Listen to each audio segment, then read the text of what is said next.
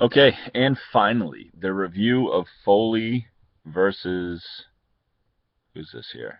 Oh, Faye.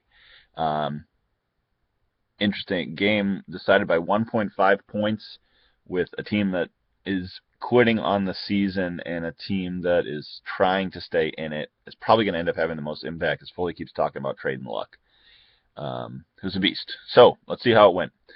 Luck 344 and two passing TDs, but he lost a fumble. He put up 20, actually a little low for him. For Faye, Romo puts up 22, so I traded Romo to Faye, and I still haven't started AJ Green since. And Watkins, who also had a huge game for Faye, put up 28. Complete beast. Um, he's going to be good for a long time, especially if he can get out of Buffalo. That'd be really helpful.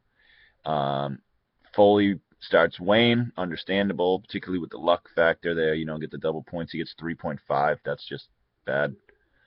Mike Wallace has another TD, not a lot of yards, but scores a TD above projections for Foley. And then Eddie Royal for Faye puts up 2.5, so kind of offsetting there, except that the Watkins is such a bigger hit. Williams in New York for Foley only puts up 5.1. I don't know what's going on there. And Andre Ellington in Arizona puts up 19. Man, they give him the ball a lot. He's like, I don't know. I wouldn't want him, but I would want him. Like, I'm not willing to give up what he deserves to be traded for. Ronnie Hillman was a good start by Foley. He gets his two touchdowns, receiving and a rushing. No, two rushing, excuse me. Puts up 24 points, very solid. Drake Bell puts up 13.7 for Faye, also pretty solid, but that's a big advantage Foley. Bennett puts up 8.3 for Foley, below projections. Vernon Davis puts up 3.1 for Faye, well below projections. Steve Smith Sr. only puts up 8.2. He'd been on a complete tear lately. He had 67 and 3, but no touches, no touchdowns, not enough catches to really do anything crazy. Jimmy Graham was started even though he was out for the game by Faye. Yet another reason you're getting kicked out of the league. Mason Crosby has 8 versus Gostkowski. The only thing that really matters here is Seattle's defense, which you should start, put up -1 points.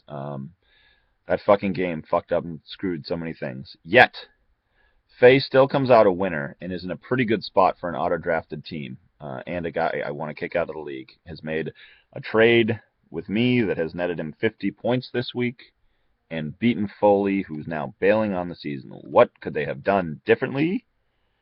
Foley could have started Cordell Patterson over Reggie Wayne. That would have given him a win. I would not have done that, though, either. Could have started Brandon LaFell over Reggie Wayne. I don't think I would have done that either, but that would have given him a win. Yeah, I made the smart plays here. I mean, you can't blame him. Cannot blame him. Not the hugest Wayne guy, but I would play him over these guys. Let's see. Decent amount of points on the bench here. McFadden, the Colts defense. There's a lot of things that Faye could have done to win by more. But a win's a win. So, if we go to the standings here, let's see. Todd and Derek stand at 6-1 in first and second place. Todd's perfect division record keeps him in first place. Cummings and Can Graham. Let's see. Who is the Can? Faye. Cummings and Faye are now tied at 4-3, chasing us. Foley's at 2-5. That 3-4 would have really been a big help to Foley. I still would go one more week. I mean, the trade deadline isn't for a couple more weeks. I think last year was like November 15th, so maybe 2-3 weeks.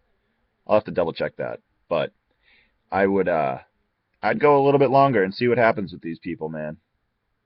In the other division, another tie.